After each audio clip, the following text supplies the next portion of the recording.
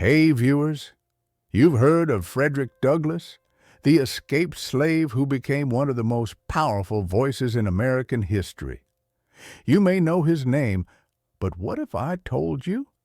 There's a side of his story that history books often leave out. Born into slavery in 1818, Frederick never knew his exact birth date.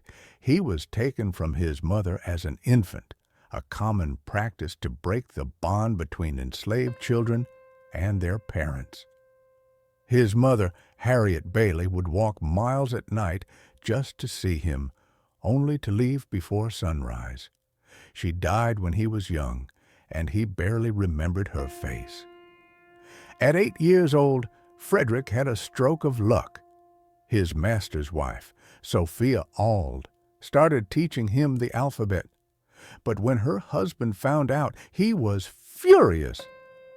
"If you teach a slave to read," he warned, "there will be no keeping him."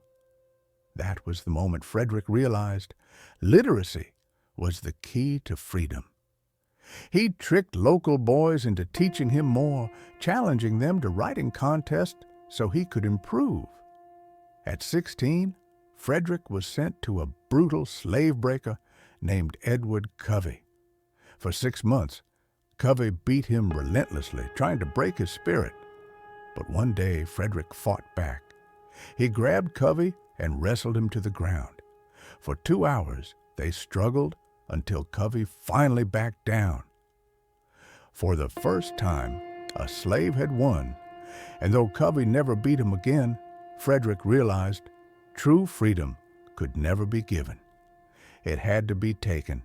At 20 years old, Frederick risked everything.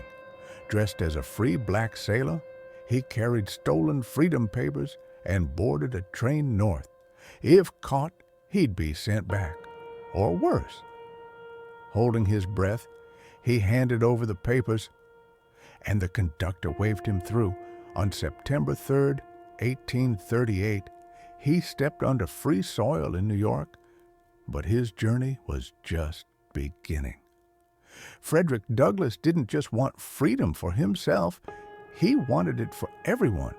He became a powerful speaker, exposing the horrors of slavery. His speeches were so eloquent, some doubted he had ever been a slave. So he did something bold. He published his own autobiography, revealing his true identity. But this made him a target. Slave catchers hunted him, forcing him to flee to England, where he found unexpected allies. In England, Douglass was treated as an equal. His supporters were so moved, they raised enough money to buy his freedom. When he returned to America, he was no longer a fugitive, he was a free man. He launched his own newspaper, the North Star, and became a relentless voice for justice, not just for Black Americans, but for women's rights too. During the Civil War, Douglass met with President Lincoln.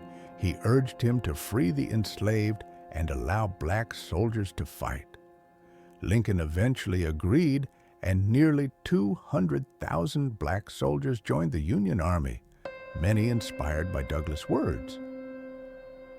But even after slavery ended, Douglass knew the fight wasn't over. He pushed for voting rights, education, and true equality for all.